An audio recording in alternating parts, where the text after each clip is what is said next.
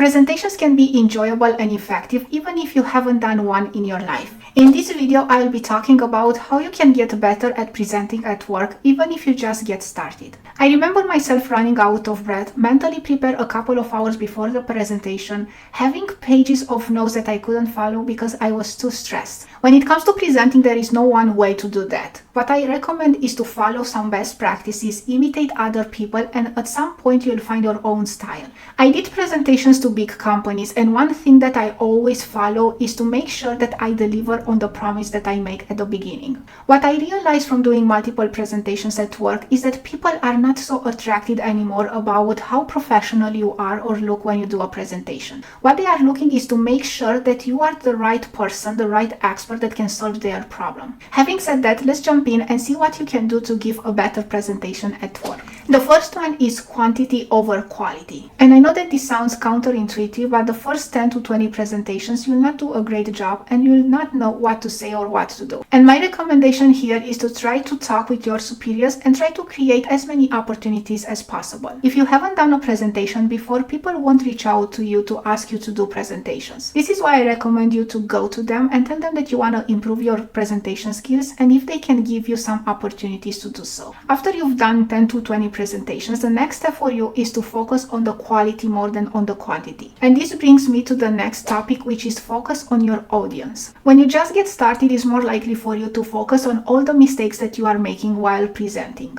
My recommendation is to try to focus on people that are listening to you. You are not talking to you, you are talking to them. Make sure that whatever information you deliver it to them. Maybe there are people in the audience that need to make decisions based on the information that you provide. If you don't focus on them when you deliver the information, you'll make their job more difficult. Now, another advice that I have to you when it comes to focus on the audience is to try to get them involved in the conversation as much as possible.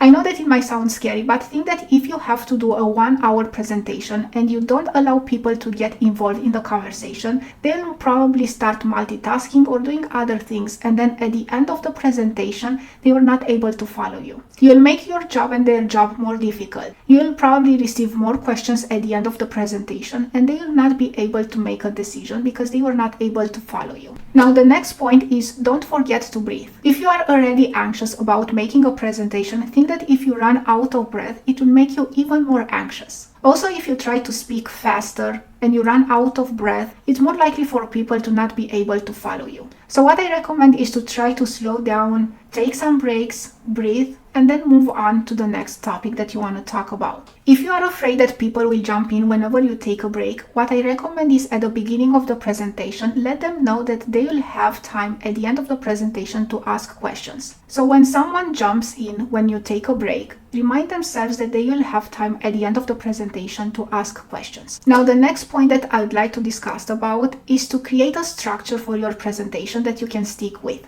And when I refer to a structure, I'm not referring you to write word by word the entire presentation, and it's more like to have bullet points and to be able to follow them. So you know now that you are talking about a specific section, and now you have to move to another section, another section, another section, and so on. From my own experience, I really recommend to not write the presentation word by word. I try to do this at the beginning, and what happened is that whenever someone asked me a question, I was not able to follow the script anymore. So when it comes to creating a structure for your presentation, the first one and the most important one is the housekeeping. Always start with this one and let people know what to expect from that presentation. If this is the first time when you meet them, briefly introduce yourself. Don't try to overshare here. Keep it simple. Maybe you can say your name, your title in the company, and how you can help them. Now, the next step is for you to create an overview about what will be covered in the presentation. Now, it depends on the presentation, but the most common structure is to emphasize the problem and then tell the solution. If the presentation is more related to training, then tell them what they will learn in this presentation and how this will benefit them in the long run. Also, make sure that you keep all these housekeeping main points in one slide, and you can also include the same information in the agenda of the meeting. So people, when they join the meeting, they already have a high-level understanding about what that meeting will be about. Also, in the housekeeping section, make sure that you let them know when they can ask questions and if there will be any breaks. Depending on how comfortable you are to let people ask you questions, you can let the Q&A section at the very end of the presentation. Another option, if you feel comfortable, is to let people ask questions after every every key point in the presentation. Now, after you discussed about housekeeping, you move to the main content. When it comes to the main content, there are some things that I'd like you to focus on regardless of the subject that you want to present. The first one is clarity. Make sure that the message that you are trying to deliver is clear. Don't try to sound smart. Use simple words that everyone in that meeting can follow. There might be people in that meeting that have different areas of expertise. This is why I really recommend to use simple words and try to be as clear as possible. The second one is to try to use as many visuals as possible.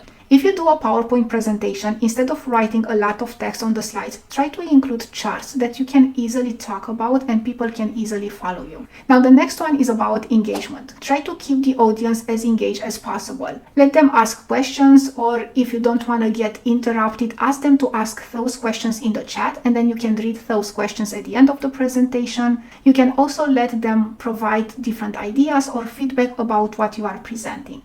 And of course, when you just get started, maybe this is something that it will be more difficult for you to manage, which makes me go to the next point, which is being confident. When you just get started, I know that this will not be something that will be easy for you. Therefore, I recommend to try to find what works for you right now and then adapt your style moving forward. Depends on how you do the presentation. If you are in a room where people are seeing you, maybe your body posture is to be more relaxed, maybe to make eye contact with people, maybe smile when possible. If you present in a virtual meeting and the camera is turned off, make sure that the volume of your voice is high enough so people can hear you. The next point is about being relevant and providing impact. And this leads me to the first point, where is to focus on your audience. And when it comes to your audience, is to make sure that you know the people that are joining your meeting. You know their area of expertise, you know what they are trying to get out of that meeting, if they have to make any decisions, and so on. And when you create the content for your presentation, try to keep these things in mind. After you finish with the main content, the next one is the Q&A. Now, depends on how comfortable you are with the Q&A. You can have only one Q&A section at the end of the presentation, or you can allow people to ask you questions after every key point in the presentation. When it comes to the Q&A section, there can be questions that you know the answer for, but there can also be questions that you don't know the answer.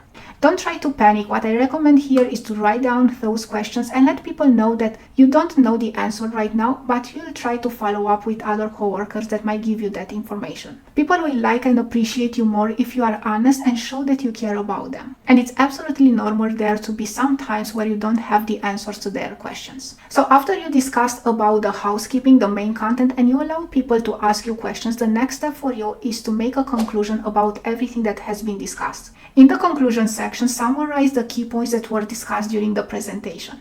Conclusion is about summarizing the most important information that you want people to remember. After the conclusion is to show appreciation. Spend 10 to 15 seconds telling people that you appreciate them having in that meeting and listening to your presentation.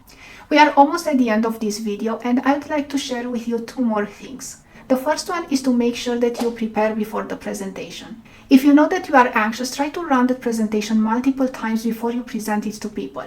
And the second one is that if you want to improve your presentation skills faster, try to ask a mentor to teach you how to present it better. Also, if you know someone that you like how they do presentation, try to learn from them and mimic them. This is only at the beginning until you find your own style. Thank you so much for staying with me until the very end, and I really hope that you enjoyed this video and you got some value from it. Let me know in the comments down below what stood out for you the most. If you like this video, don't forget to like it and subscribe to my channel if you want to see more. All the best and see you next time.